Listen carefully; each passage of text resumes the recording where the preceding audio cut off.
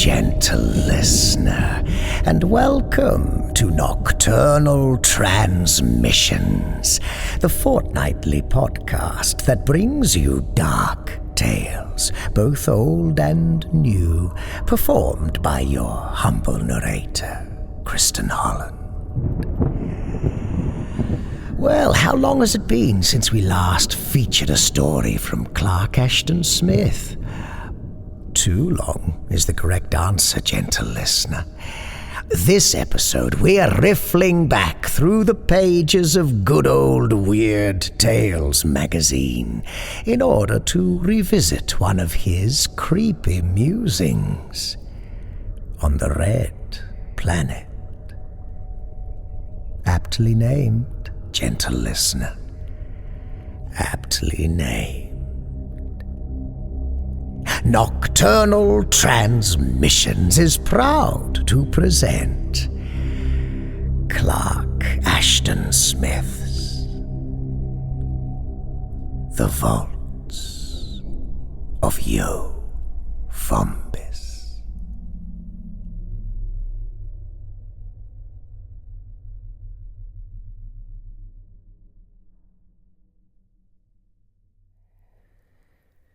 If the doctors are correct in their prognostication, I have only a few Martian hours of life remaining to me. In those hours I shall endeavor to relate, as a warning to others who might follow in our footsteps, the singular and frightful happenings that terminated our researches among the ruins of Yoh-Vombis. If my story will only serve to prevent future explorations, the telling will not have been in vain.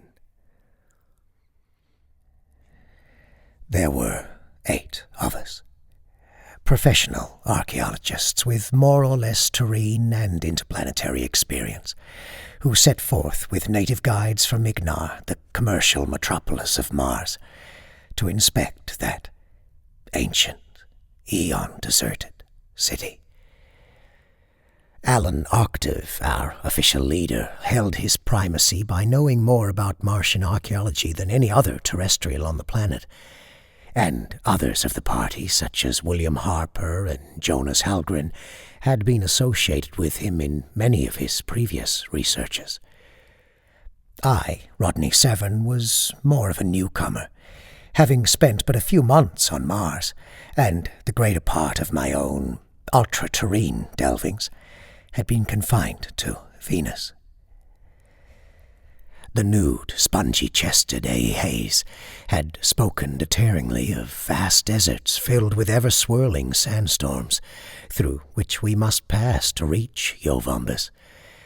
And in spite of our munificent offers of payment, it had been difficult to secure guides for the journey. Therefore, we were surprised as well as pleased when we came to the ruins after 7 hours of plodding across the flat, treeless, orange-yellow desolation to the southwest of Ignar. We beheld our destination for the first time in the setting of the small, remote sun. For a little we thought that the domeless, three-angled towers and broken-down monoliths were those of some unlegended city, other than the one we sought. But the disposition of the ruins, which lay in a sort of arc for almost the entire extent of a low, Nysic league-long elevation of bare, eroded stone, together with the type of architecture, soon convinced us that we had found our goal. No other ancient city in Mars had been laid out in that manner, and the strange, many-terraced buttresses, like the stairways of forgotten Anakim, were peculiar to the prehistoric race that had built Yoh-Vombis. I had seen the hoary, sky-confronting walls of Machu Picchu amid the desolate Andes, and the frozen, giant-builded battlements of Uogam on the glacial tundras of the nightward hemispheres of Venus. But these were as things of yesteryear compared to the walls upon which we gazed. The whole region was far from the life-giving canals beyond whose environs even the more noxious flora and fauna are seldom found. And we had seen no living thing since our departure from Ignar. But here, in this place of petrified sterility, of eternal bareness and solitude, it seemed that life could never have been. I think we all received the same impression as we stood staring in silence while the pale, Sannies-like sunset fell on the dark and megalithic ruins. I remember gasping a little in an air that seemed to have been touched by the irrespirable chill of death. And I heard the same sharp, laborious intake of breath from others in our party. "That place is deader than an Egyptian morgue," observed Harper. "Certainly it is far more ancient," Octave assented. "According to the most reliable legends, the Yoh-Hiss who built Yoh-Vombis were wiped out by the present ruling race at least 40,000 years ago." "There's a story, isn't there?" said Harper, "that the last remnants of the Yoh-Hiss were destroyed by some unknown agency, something too horrible and outre to be mentioned even in a myth." "Of course, I've heard that legend," agreed Octave. "Maybe we'll find evidence among the ruins to prove or disprove it. The Yoh-Hiss may have been cleaned out by some terrible epidemic, such as the Yashta pestilence, which was a kind of green mold that ate all the bones of the body, starting with the teeth. But we needn't be afraid of getting it. If there are any mummies in Yoh-Vombis, the bacteria will all be dead as their victims after so many cycles of planetary desiccation." The sun had gone down with uncanny swiftness, as if it had disappeared through some sort of prestidigitation rather than the normal process of setting.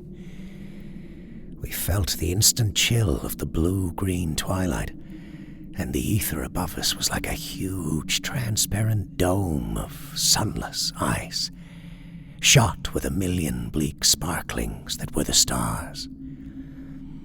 We donned the coats and helmets of Martian fur, which must always be worn at night, and going on westward of the walls, we established our camp in their lee, so that we might be sheltered a little from the jar, that cruel desert wind that always blows from the east before dawn. Then, lighting the alcohol lamps that had been brought along for cooking purposes, we huddled around them while the evening meal was prepared and eaten. Afterward, for comfort rather than because of weariness, we retired early to our sleeping bags, and the two Ahas, our guides, wrapped themselves in the cerement-like folds of bassa cloth, which are all the protection their leathery skins appear to require, even in sub-zero temperatures. Even in my thick, double-lined bag, I still felt the rigor of the night air, and I am sure it was this, rather than anything else, which kept me awake for a long while, and rendered my eventual slumber somewhat restless and broken. At any rate, I was not troubled by even the least presentiment of alarm or danger, and I should have laughed at the idea that anything of peril could lurk in Yoh-Vombis, amid whose undreamable and stupefying antiquities the very phantoms of its dead must long since have faded into nothingness. I must have drowsed again and again with starts of semi-wakefulness, At last, in one of these, I knew vaguely that the small twin moons, Phobos and Deimos, had risen and were making huge and far-flung shadows with the domeless towers. Shadows that almost touched the glimmering, shrouded forms of my companions. The whole scene was locked in a petrific stillness, and none of the sleepers stirred. Then, as my lids were about to close, I received an impression of movement in the frozen gloom, and it seemed to me that a portion of the foremost shadow had detached itself and was crawling toward Octave, who lay nearer to the ruins than we others. Even through my heavy lethargy, I was disturbed by a warning of something unnatural and perhaps ominous. I started to sit up, and even as I moved, the shadowy object, whatever it was, drew back and became merged once more in the greater shadow. Its vanishment startled me into full wakefulness, and yet I could not be sure that I had actually seen the thing.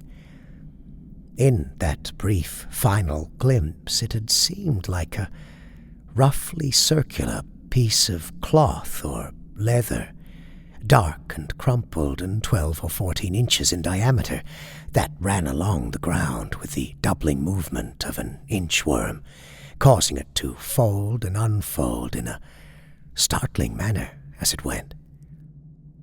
I did not go to sleep again for nearly an hour, and if it had not been for the extreme cold, I should doubtless have gotten up to investigate and make sure whether I had really beheld an object of such bizarre nature, or had merely dreamt it. But more and more I began to convince myself that the thing was too unlikely and fantastical to have been anything but the figment of a dream, and at last I nodded off into light slumber.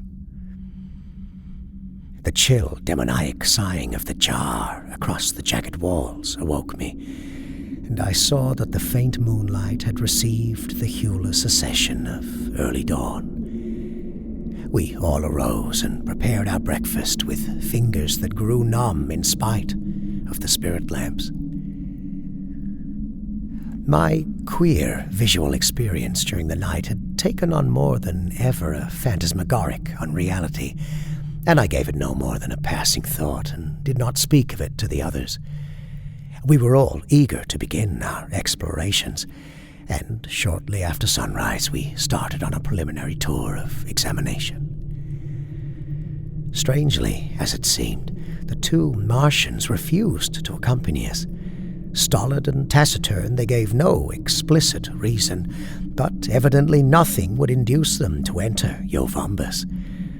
Whether or not they were afraid of the ruins, we were unable to determine. Their enigmatic faces with the small oblique eyes and huge flaring nostrils betrayed neither fear nor any other emotion intelligible to man.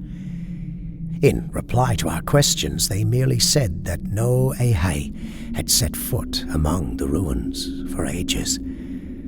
Apparently there was some mysterious taboo in connection with the place. For equipment in that preliminary tour, we took along only our electric torches and a crowbar. Our other tools and some cartridges of high explosives we left at our camp to be used later if necessary, after we had surveyed the ground. One or two of us owned automatics, but these also were left behind, for it seemed absurd to imagine that any form of life would be encountered among the ruins.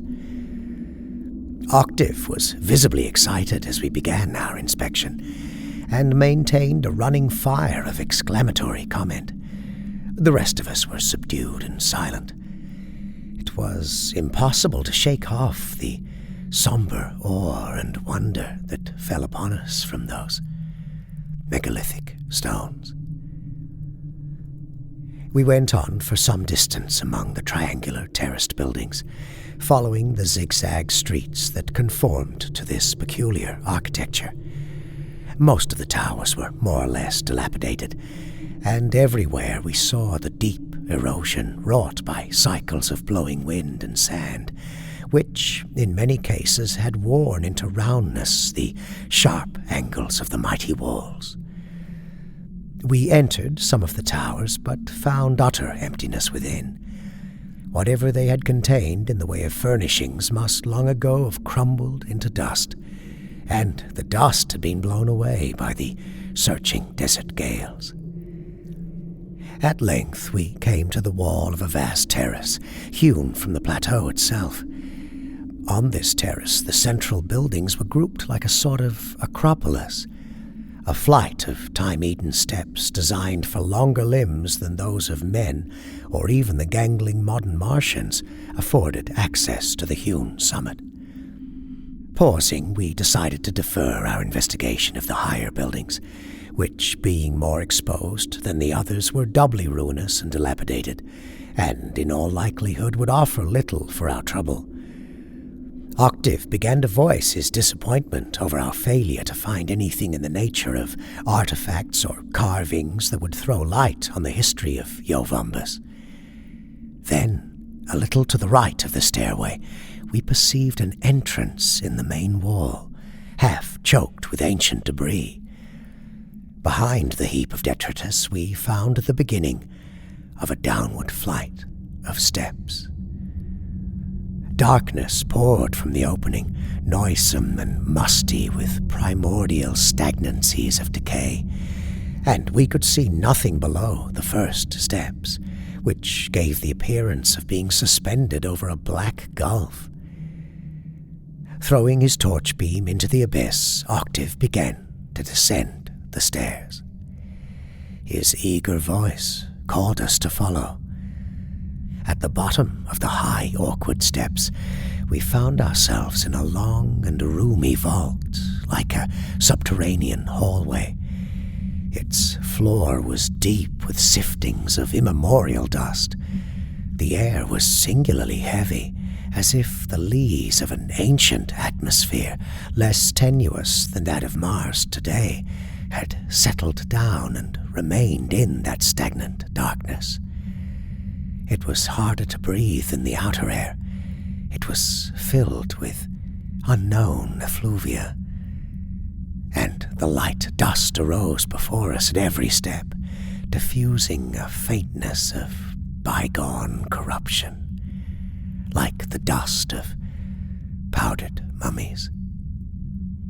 At the end of the vault, before a straight and lofty doorway, our torches revealed an immense shallow urn or pan, supported on short, cube-shaped legs and wrought from a dull, blackish-green material. In its bottom we perceived a deposit of dark and cinder-like fragments, which gave off a slight but disagreeable pungence, like the phantom of some more powerful odor. Octave, bending over the rim, began to cough and sneeze as he inhaled it. Oh, that stuff, whatever it was, must have been a pretty strong fumigant, he observed. The people of Yoh-Vombis may have used it to disinfect the vaults. The doorway beyond the shallow urn admitted us to a larger chamber, whose floor was comparatively free of dust.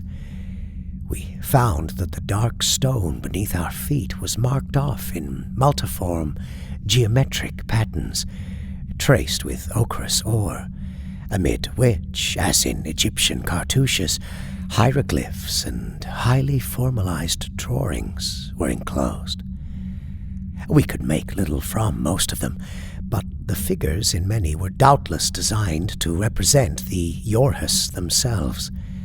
Like the Ahais, they were tall and angular, with great bellows-like chests.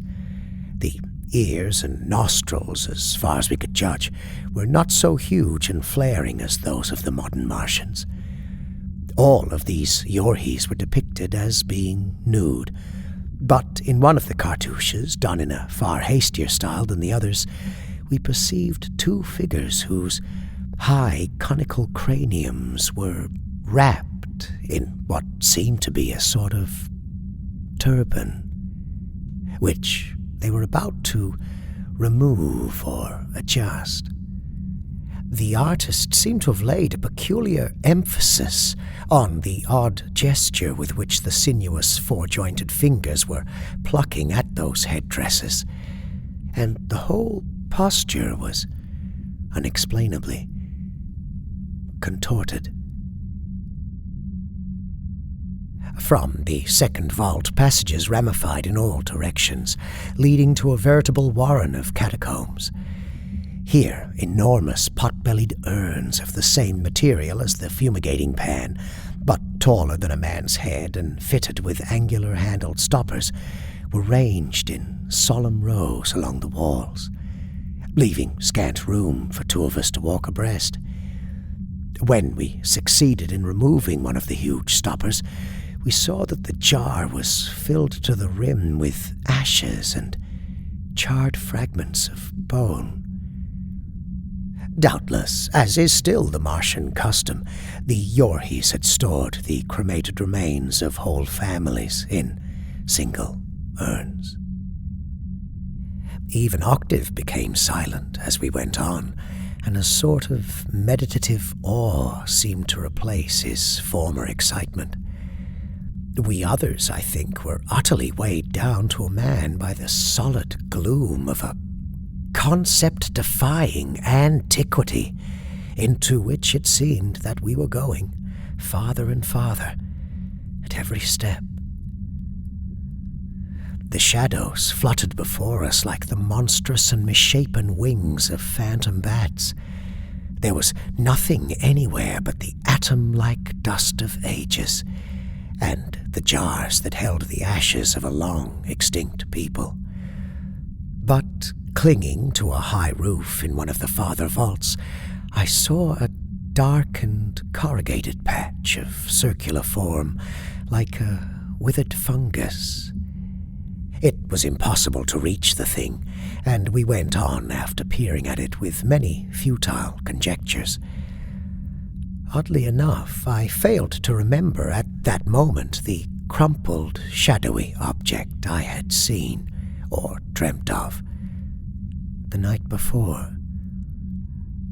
I have no idea how far we had gone when we came to the last vault, but it seemed that we had been wandering for ages in that forgotten underworld.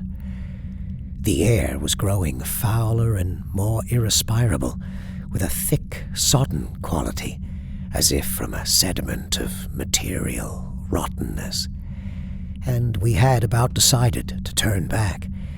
Then, without warning, at the end of a long, urn-lined catacomb, we found ourselves confronted by a blank wall. Here we came upon one of the strangest and most mystifying of our discoveries. A mummified and incredibly desiccated figure, standing erect against the wall. It was more than 7 feet in height, of a brown, bituminous color, and was wholly nude except for a sort of black cowl that covered the upper head and drooped down at the sides in wrinkled folds. From the size and general contour, it was plainly one of the ancient Yoh-Vombis, perhaps the sole member of this race whose body had remained intact. We all felt an inexpressible thrill at the sheer age of this shriveled thing, which in the dry air of the vault had endured through all the historic and geologic vicissitudes of the planet to provide a visible link with lost cycles. Then, as we peered closer with our torches, we saw why the mummy had maintained an upright position. At ankles, knees, waist, shoulders, and neck, it was shackled to the wall by heavy metal bands, so deeply eaten and embrowned with a sort of rust that we had failed to distinguish them at first sight in the shadow. the strange cowl on the head, when closely studied, continued to baffle us. It was covered with a fine, mold-like pile, unclean and dusty as ancient cobwebs. Something about it, I know not what, was abhorrent and revolting. By Jove, this is a real find, ejaculated Octave as he thrust his torch into the mummified face, where shadows moved like living things in the pit-deep hollows of the eyes, and the huge triple nostrils and wide ears that flared upward beneath the cowl. Still lifting the torch, he put out his free hand and touched the body very lightly. Tentative as the touch had been, the lower part of the barrel-like torso, the legs, the hands and forearms, all seemed to dissolve into powder, leaving the head and upper body and arms still hanging in their metal fetters. The progress of decay had been queerly unequal, for the remnant portions gave no sign of disintegration. Octave cried out in dismay, and then began to cough and sneeze as the cloud of brown powder floating with airy lightness enveloped him. We others all stepped back to avoid the powder. Then, above the spreading cloud, I saw an unbelievable thing. The black cowl on the mummy's head began to curl and twitch upward at the corners. It writhed with a verminous motion. It fell from the withered cranium, seeming to fold and unfold convulsively in mid-air as it fell. Then it dropped on the bare head of Octave, who, in his disconcertment at the crumbling of the mummy, had remained standing close to the wall. At that instant, in a start of profound terror, I remembered the thing that had inched itself from the shadows of Yoh-Vombis in the light of the twin moons, and had drawn back like a figment of slumber at my first waking movement. Cleaving closely as a tightened cloth, the thing enfolded Octave's hair and brow and eyes, and he shrieked wildly with incoherent pleas for help, and tore with frantic fingers at the cowl, but failed to loosen it.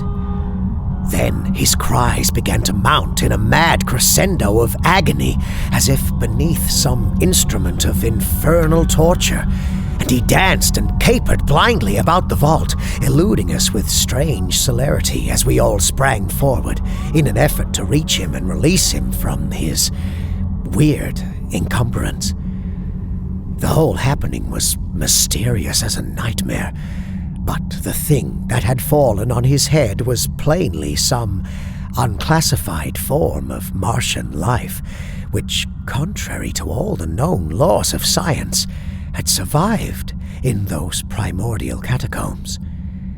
We must rescue him from its clutches if we could.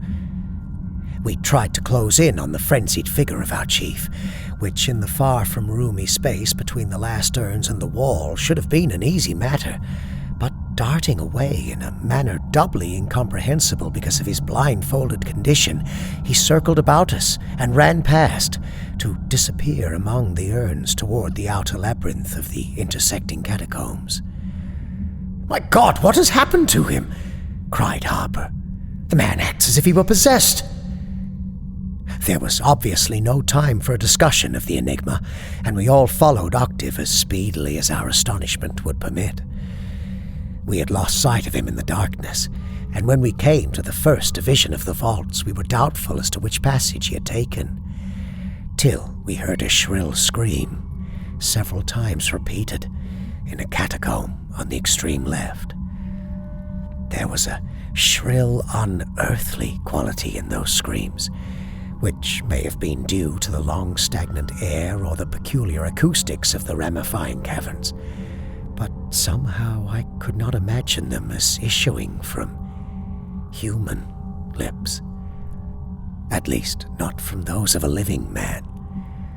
They seemed to contain a soulless, mechanical agony, as if they had been wrung from a devil-driven corpse. Thrusting our torches before us into the lurching, fleeing shadows, we raced along between rows of mighty urns. The screaming had died away in sepulchral silence, but far off we heard the light and muffled thud of running feet.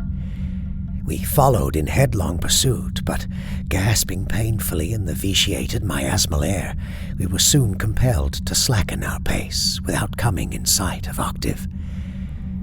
Very faintly, and farther away than ever, like the tomb-swallowed steps of a phantom, we heard his vanishing footfalls. Then they ceased, and we heard nothing, except our own convulsive breathing and the blood that throbbed in our temple veins like steadily beaten drums of alarm. We went on, dividing our party into 3 contingents when we came to a triple branching of the caverns. Harper and Halgren and I took the middle passage, and after we had gone on for an endless interval without finding any trace of Octave, and had threaded our way through recesses piled to the roof with colossal urns that must have held the ashes of 100 generations, we came out in the large chamber with the geometric floor designs. Here, very shortly, we were joined by the others, who had likewise failed to locate our missing leader. It would be useless to detail our renewed and hour-long search of the myriad vaults, many of which we had not hitherto explored. All were empty as far as any signs of life were concerned. I remember passing once more through the vault in which I'd seen the dark, rounded patch on the ceiling, and noting with a shudder that the patch was gone.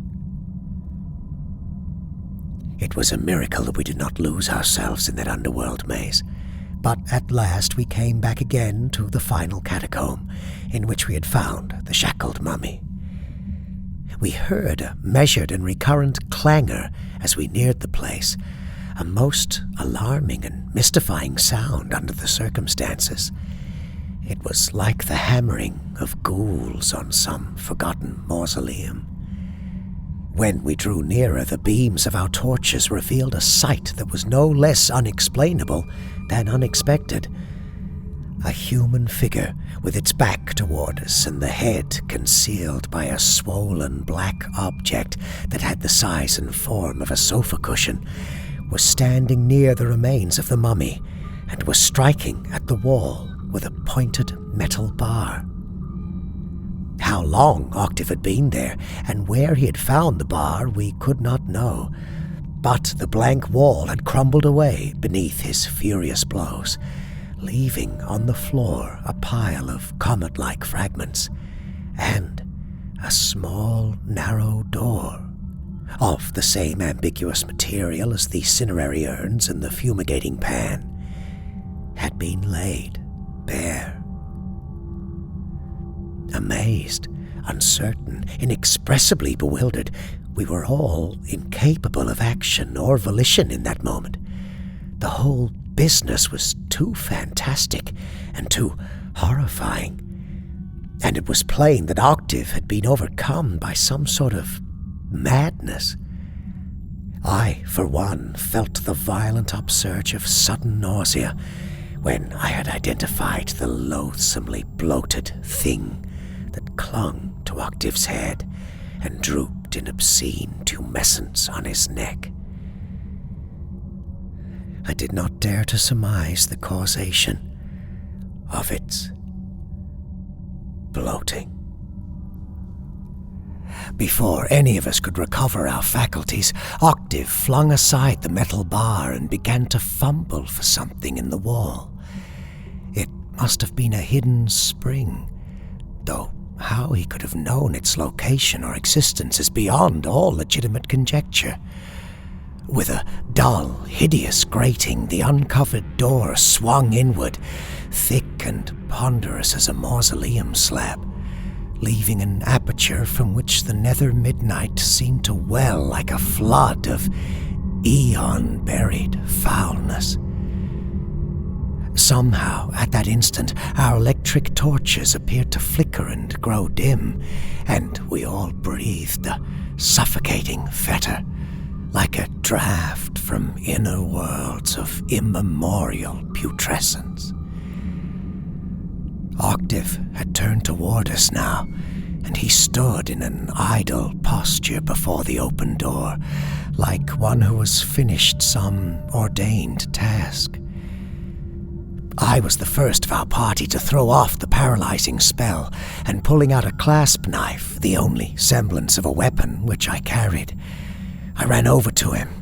He moved back, but not quickly enough to evade me, when I stabbed with the 4-inch blade at the black, turgescent mass that enveloped his whole upper head and hung down upon his eyes. What the thing was, I should prefer not to imagine, if it were possible to imagine. It was as formless as a great slug, with neither head nor tail nor apparent organs. An unclean, puffy, leathery thing, covered with that fine, mold-like fur of which I have spoken. The knife tore into it as through rotten parchment, making a long gash, and the horror appeared to collapse like a broken bladder. Out of it there gushed a sickening torrent of human blood, mingled with dark, filiated masses that may have been half-dissolved hair, and floating gelatinous lumps like molten bone, and shreds of a curdy white substance. At the same time, Octave began to stagger and went down at full length on the floor. Disturbed by his fall, the mummy dust arose about him in a curling cloud, beneath which he lay, mortally still. Conquering my revulsion and choking with the dust, I bent over him and tore the flaccid, oozing horror from his head. It came with unexpected ease, as if I had removed a limp rag, but I wish to God that I had let it remain. Beneath, there was no longer a human cranium, for all had been eaten away, even to the eyebrows, and the half-devoured brain was laid bare as I lifted the cowl-like object. I dropped the unnameable thing from fingers that had grown suddenly nerveless, and it turned over as it fell, revealing on the nether side many rows of pinkish suckers arranged in circles about a pallid disc that was covered with nerve-like filaments, suggesting a sort of plexus. My companions had pressed forward behind me, but for an appreciable interval, no one spoke. How long do you suppose he has been dead? It was Halgren who whispered the awful question, which we had all been asking ourselves. Apparently no one felt able or willing to answer it, and we could only stare in horrible, timeless fascination at Octave. At length I made an effort to avert my gaze, and turning at random I saw the remnants of the shackled mummy, and noted for the first time with mechanical, unreal horror the half-eaten condition of the withered head. From this my gaze was diverted to the newly opened door at one side, without perceiving for a moment what had drawn my attention. Then, startled, I beheld beneath my torch, far down beyond the door, as if in some nether pit, a seething, multitudinous worm-like movement of crawling shadows. They seemed to boil up in the darkness, and then, over the broad threshold of the vault, there poured the verminous vanguard of a countless army. Things that were kindred to the monstrous diabolic leech I had torn from Octave's eaten head. Some were thin and flat like writhing, doubling discs of cloth or leather, and others were more or less poddy and crawled with glutted slowness. What they had found to feed on in the sealed eternal midnight, I do not know, and I pray that I never shall know. I sprang back and away from them, electrified with terror, sick with loathing, and the black army inched itself unendingly with nightmare swiftness from the unsealed abyss, like the nauseous vomit of horror-sated hells. As it poured toward us, burying Octave's body from sight in a writhing wave, I saw a stir of life from the seemingly dead thing I had cast aside, and saw the loathly struggle which it made to right itself and join the others. But neither I nor my companions could endure to look longer. We turned and ran between the mighty rows of urns, with the slithering mass of demon leeches close upon us, and scattered in blind panic when we came to the first division of the vaults. Heedless of each other or of anything but the urgency of flight, we plunged into the ramifying passages at random. Behind me, I heard someone stumble and go down, with a curse that mounted to an insane shrieking. But I knew that if I halted and went back, it would be only to invite the same baleful doom that had overtaken the hindmost of our party.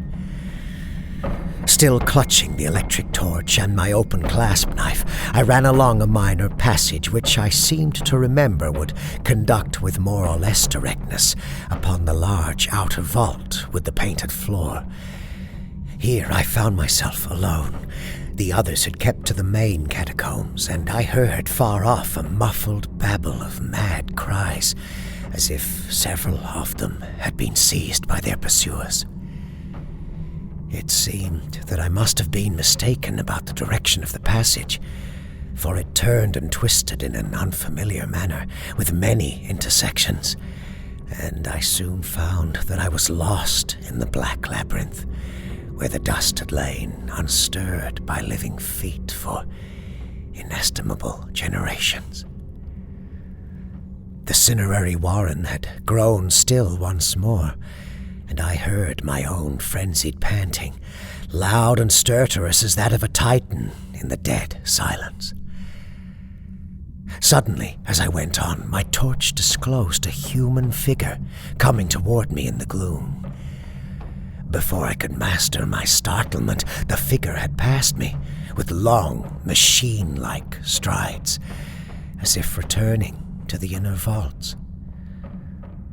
I think it was Harper, since the height and build were about right for him, but I am not altogether sure, for the eyes and upper head were muffled by a dark, inflated cowl, and the pale lips were locked as if in a silence of tetanic torture, or death. Whoever he was, he had dropped his torch, and he was running blindfold in utter darkness beneath the impulsion of that unearthly vampirism to seek the very fountainhead of the unloosed horror.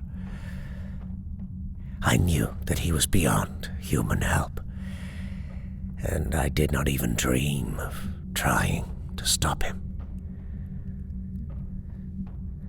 Trembling violently, I resumed my flight, and was passed by two more of our party, stalking by with mechanical swiftness and sureness, and cowled with those satanic leeches. The others must have returned by way of the main passages, for I did not meet them. and I was never to see them again. The remainder of my flight is a blur of pandemonium terror. Once more, after thinking that I was near the outer cavern, I found myself astray and fled through a ranged eternity of monstrous urns in vaults that must have extended for unknown distance beyond our explorations. It seemed that I had gone on for years, and my lungs were choking with the eon-dead air, and my legs were ready to crumble beneath me, when I saw, far off, a tiny point of blessed daylight. I ran toward it, with all the terrors of the alien darkness crowding behind me, and accursed shadows flittering before, and saw that the vault ended in a low, ruinous entrance, littered by rubble on which there fell an arc of thin sunshine. It was another entrance than the one by which we had penetrated this lethal underworld. I was within a dozen feet of the opening when, without sound or other intimation, something dropped upon my head from the roof above, blinding me instantly and closing upon me like a tautened net. My brow and scalp at the same time were shot through with a million needle-like pangs, a manifold, ever-growing agony that seemed to pierce the very bone and converge from all sides upon my innermost brain. The terror and suffering of that moment were worse than aught which the hells of earthly madness or delirium could ever contain. I felt the foul vampiric clutch of an atrocious death, and of more than death. I believe that I dropped the torch, but the fingers of my right hand had still retained the open knife. Instinctively, since I was hardly capable of conscious volition, I raised the knife and slashed blindly, again and again, many times at the thing that had fastened its deadly folds upon me. The blade must have gone through and through the clinging monstrosity to gash my own flesh in a score of places, but I did not feel the pain of those wounds in the million throbbing torment that possessed me. At last, I saw light, and saw that a black strip loosened from above my eyes and, dripping with my own blood, was hanging down my cheek. It writhed a little, even as it hung, and I ripped it away, and ripped the other remnants of the thing, tatter by oozing bloody tatter, from off my brow and head. Then I staggered toward the entrance, and the wan light turned to a far receding, dancing flame before me as I lurched and fell outside the cavern. A flame that fled like the last star of creation above the yawning, sliding chaos and oblivion into which I descended.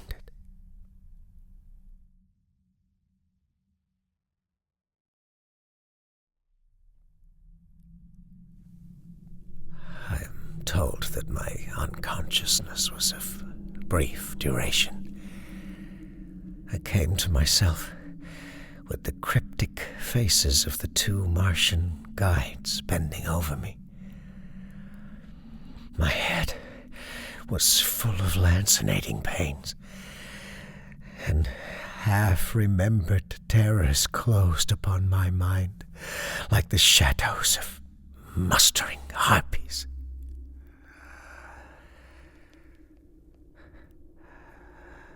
I rolled over and looked back toward the cavern mouth from which the Martians, after finding me, had seemingly dragged me for some little distance. The mouth was under the terraced angle of an outer building, and within sight of our camp. I stared at the black opening with hideous fascination, and descried a shadowy stirring in the gloom. The writhing, verminous movement of things that pressed forward from the darkness, but did not emerge into the light. Doubtless they could not endure the sun, those creatures of ultramundane night and cycle-sealed corruption.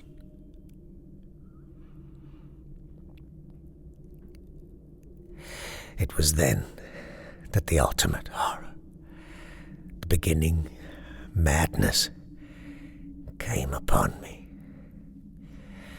Amid my crawling revulsion, my nausea-prompted desire to flee from the seething cavern mouth, there rose an abhorrently conflicting impulse to return, to thread my backward way through all the catacombs, as the others had done, to go down where never men, save they, the inconceivably doomed and accursed, had ever gone. To seek beneath that damnable compulsion a netherworld that human thought can never picture. There was a black light, a soundless calling in the vaults of my brain. The implanted summons of the thing, like a permeating and sorcerous poison. It lured me to the subterranean door that was walled up by the dying people of Yoh-Vombis to immure those hellish and immortal leeches, those dark parasites that engraft their own abominable life on the half-eaten brains of the dead. It called me to the depths beyond, where dwell the noisome necromantic ones, of whom the leeches, with all their powers of vampirism and diabolism, are but the merest minions.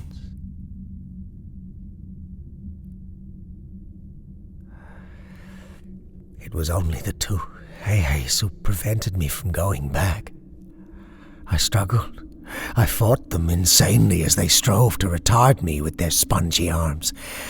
But I must have been pretty thoroughly exhausted from all the superhuman adventures of the day.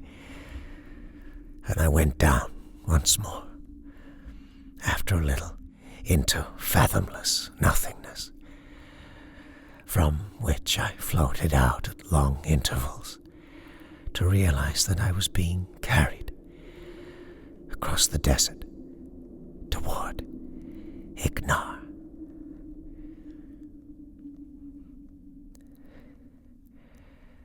Well, that is all my story. I've tried to tell it fully and coherently, at a cost that would be unimaginable to the sane. To tell it before the madness falls upon me again, as it will very soon, as it is doing now. Yes, I have told my story, and you have written it all out, haven't you? Now, I must go back to Yoh-Vombis, back across the desert, and down through all the catacombs to the vaster vaults beneath. Something is in my brain that commands me and will direct me. I tell you, I must go.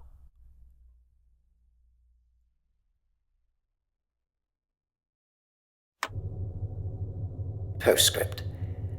As an intern in the Territorial Hospital at Ignar, I had charge of the singular case of Rodney Severn, the one surviving member of the Octave expedition to Yoh-Vombis, and took down the above story from his dictation. Severn had been brought to the hospital by the Martian guides of the expedition. He was suffering from a horribly lacerated and inflamed condition of the scalp and brow, and was wildly delirious part of the time, and had to be held down in his bed during recurrent seizures of a mania whose violence was doubly inexplicable in view of his extreme debility. The lacerations, as will have been learned from the story, were mainly self-inflicted.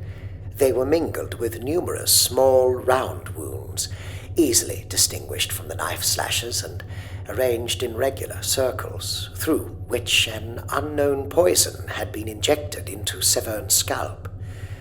The causation of these wounds was difficult to explain, unless one were to believe that Severn's story were true, and was no mere figment of his illness.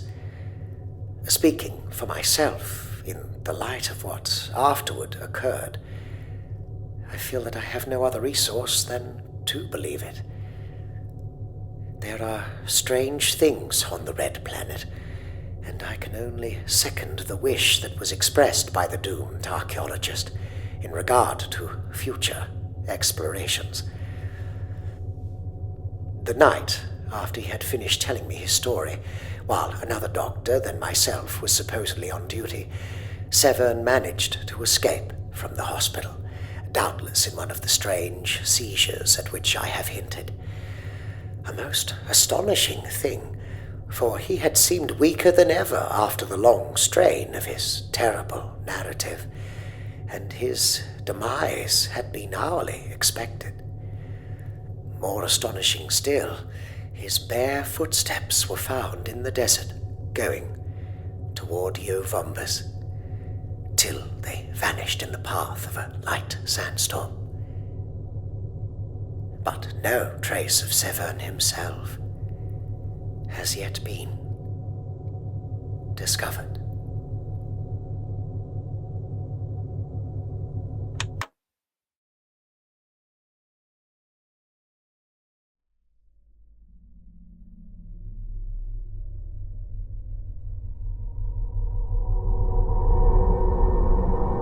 The Vaults of Yoh-Vombis by Clark Ashton Smith. This tale appears in the Collected Fantasies of Clark Ashton Smith, Volume 3, A Vintage from Atlantis. You'll also find The Seed from the Sepulchre, which we featured in episode 95 of the podcast, in this particular collection. The estate of Clark Ashton Smith recommends the Collected Fantasies of Clark Ashton Smith series of anthologies as the premier source for those seeking Mr. Ashton Smith's work. Unless you have a big fat pile of Weird Tales magazines collecting dust in your basement, of course. So it's either a trip down the dark stairs, or a visit to Amazon, I suppose. Whichever suits you best. Speaking of trips down the dark stairs, have you watched Mike Flanagan's latest televisual offering, The Fall of the House of Usher, yet? Mike Flanagan is, of course, the mind behind The Haunting of Hill House and Midnight Mass television series, as well as the feature film adaptation of Stephen King's Dr. Sleep.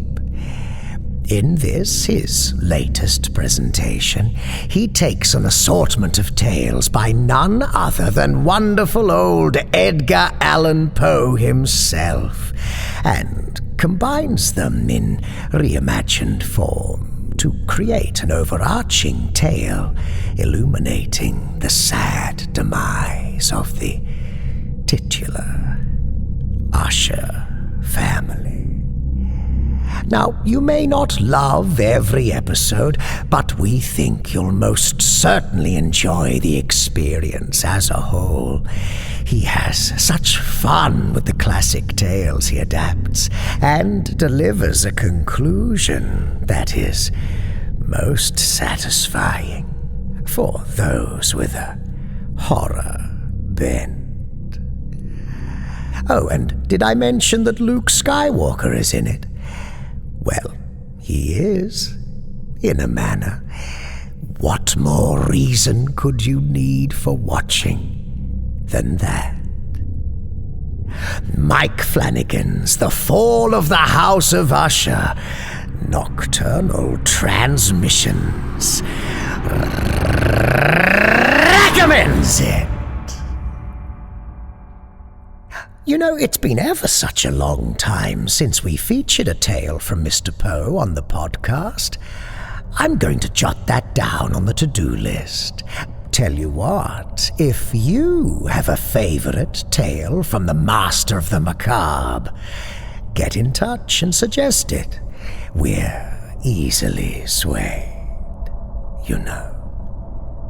Oh, P.S. If your favorite tale happens to be The Telltale Heart, The Cask of Amontillado, The Raven, The Pit and the Pendulum, The Mask of the Red Death, Berenice, or The Black Cat, I'm happy to say that we've already presented those ones to you.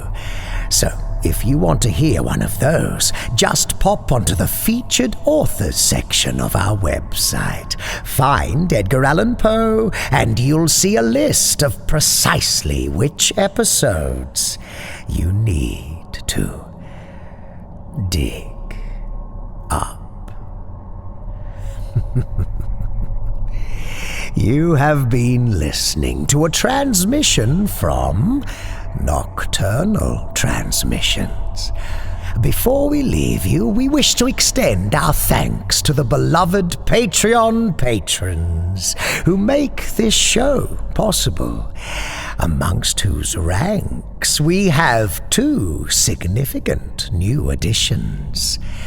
Tessa Wright, who has just recently adopted the mantle of Acolyte.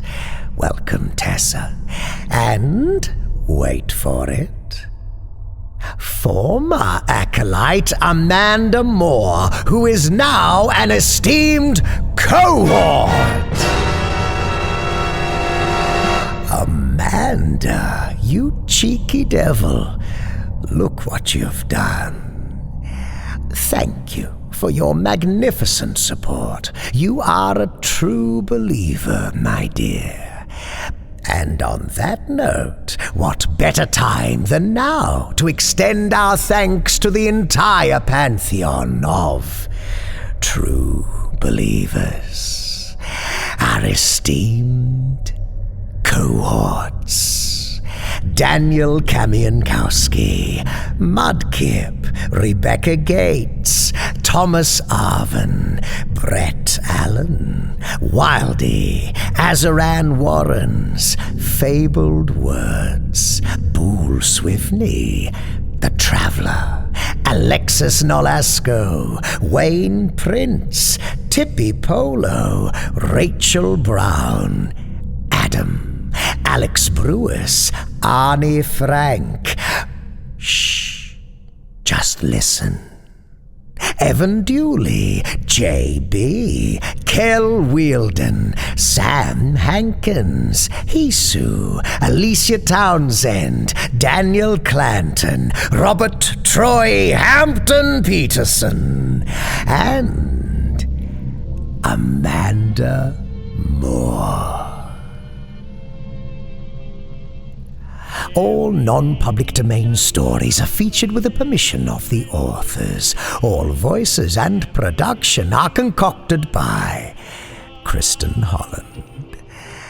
Until next time, as always, watch the skies, fear the dark, and don't trust anyone, especially yourself. Good night.